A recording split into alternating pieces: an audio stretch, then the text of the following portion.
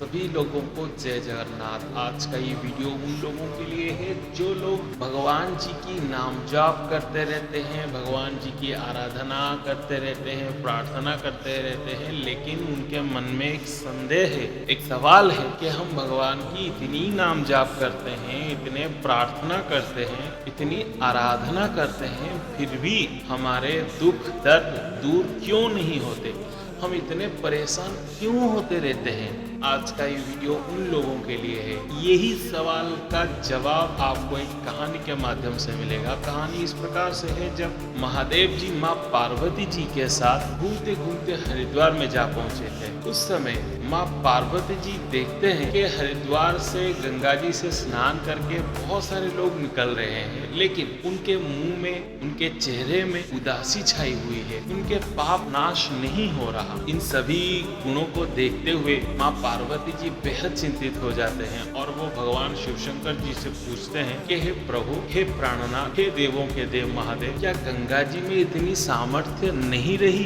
कि वो लोगों के पाप का नाश कर सके। तब महादेव जी माँ पार्वती जी से उत्तर में ये बोलते हैं कि हे देवी, गंगा जी में इतनी सामर्थ्य है कि वो इन लोगों के पाप समूह का नाश कर दे, लेकिन इन लोगों के पाप समूह का नाश नहीं हो रहा। इसके पीछे एक कारण है। तो देवी पार्वती जी ने महादेव जी से पूछते हैं कि आखिर वो कारण क्या है। तो महादेव जी बोलते हैं, आपको इस कारण को जानने के लिए एक अभिनय करना पड़ेगा। तो अभिनय इस प्रकार से है कि मैं आपका वृद्ध स्वामी बनूंगा और आप मेरी युवा पत्नी बनेंगे, और इसी समय एक जोरों शोरों से बारिश होगा, एक खड्डे में मैं गिरूंगा और आप बेहद जोरों शोरों से चिल्लाएंगी, पुकारेंगे कि कोई है, कोई आओ मेरे पति को बचा लो। और वही बचाएगा जो निष्पाप होगा। अगर वो निष्पाप नहीं है तो वो मेरे पति के समक्ष ना जाए। अगर वो मेरे पति को छुएगा,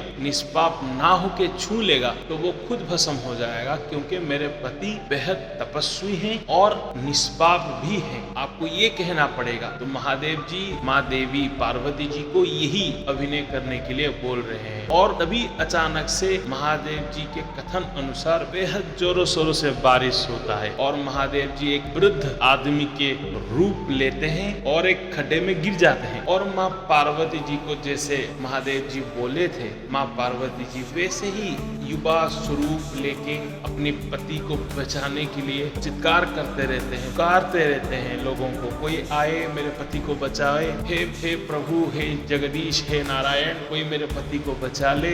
ऐसे कह के बहुत जोरों शोरों से चित्कार करने लगते हैं। तभी बहुत सारे लोग आगे आते हैं, लेकिन माँ पार्वती जी उन्हें यही बोल के रोक लेते हैं कि जो कोई भी निष्पाप हो वो ही मेरे पति को बचावे। क्यों? क्योंकि मेरे पति बेहद तपस्वी हैं और निष्पाप हैं। अगर कोई निष्पाप आदमी उन्हें बचाएगा तभी वो बच सकते हैं। अगर कोई आदमी निष्पाप ना हो और मेरे पति के समक्ष चला जाए, उनको बचाने के लिए कूद पड़े उस खड्डे में, तो वो मेरे पति को छूते ही भस्म हो जाएगा। देवी पार्वती जी के इन्हीं बातों को देखते हुए कोई भी आदमी आगे नहीं आता। हालांकि वो सभी गंगा जी में स्नान कर चुके होते हैं, लेकिन आगे कोई भी नहीं आता। बहुत सारे ऐसे लोग होते हैं वहीं पे गंगा जी से स्नान करके आके भी माँ पार्वती जी को उनके स्वरूप को ना पहचानते हुए उनकी सौंदर्य में मोहित होके वहाँ पे रुक जाते, लेकिन आगे नहीं बढ़ते। ऐसे बहुत समय बीतने पर एक शांत सरल स्वरूप एक लड़का माँ पार्वती जी के करीब आया और माँ देवी पार्वती जी को बोला कि हे देवी, मैं आपके पति को बचाने इसी खड्डे में कूदता हूँ। तो माँ पार्वती जी उसी लड़के को भी वही बात बोलते हैं कि देखो, अगर तुम निष्पाप हो तभी मेरे पति को बचा सकोगे, नहीं तो तुम डूबोगे, तब तुम भस्म हो जाओगे। तो वो लड़का माँ पार्वती जी को इसी प्रकार से बोलता है कि हे देवी, मैं तो अभी अभी गंगा में स्नान करके आया हूँ, मेरा सभी पाप नाश हो गया है, तो मैं आपके पति को बचा लूंगा, क्योंकि मैं निष्पाप ही हूँ। ऐसा कह के वो कूद पड़ता है उसी खड्डे में और भगवान शिव शंभू, भगवान भोलेनाथ को उसी वृद्ध स्वरूप में जाके बचा भी लेता है। भगवान शिव शंकर और माँ पार्वती जी उसी लड़के के इन्हीं सरल स्वभाव को देखकर उस लड़के को अपना शिव स्वरूप दिखाते हैं, अपने दिव्य स्वरूप को दिखलाते हैं। उसी स्वरूप को देखकर वो लड़का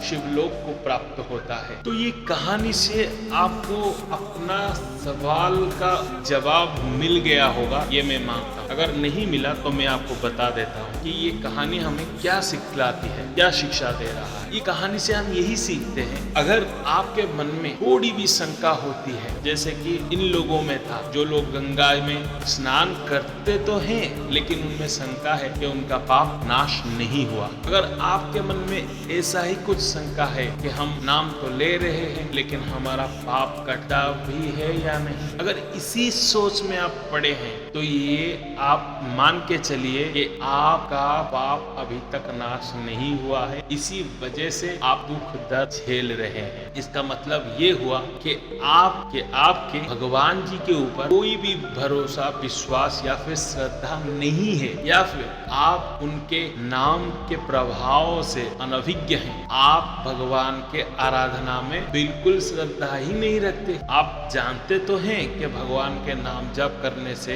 पाप समूह का नाश होगा। आप मानते तो हैं भगवान जी के भजन कीर्तन से आपका पाप समूह का नाश होगा, लेकिन आपके मन में फिर भी शंका रहती है कि क्या सच में नाम जप करने से मेरा पाप समूह का नाश हो जाएगा। ये जो संकीर्ण मानसिकता आप में छाई है, इसी शंका के बदौलत आप अभी तक दुख दर्द झेल रहे हैं। तो आज से अभी से आप अपने आप को एक वादा कीजिए कि आप अपने प्रार्थना में, अपने नाम जप में अडिग रहेंगे। आप ये दृढ़ता ले कि आप जिस प्रकार से भी प्रार्थना कर रहे हैं, जो नाम जप रहे हैं, इसका फल आपको जरूर मिलेगा और आपका भी पाप नाश हो रहा है। आप यकीन करें, आपका दुख दर्द परेशानी सब उसी समय से घटना शुरू हो जाएगा। बाकी आपके ऊपर है कि आप इस कहानी से कैसा ज्ञान प्राप्त करते हैं, कैसी सीख प्राप्त करते हैं और कैसे अपने जीवन में उतारते हैं। जय जगन्नाथ।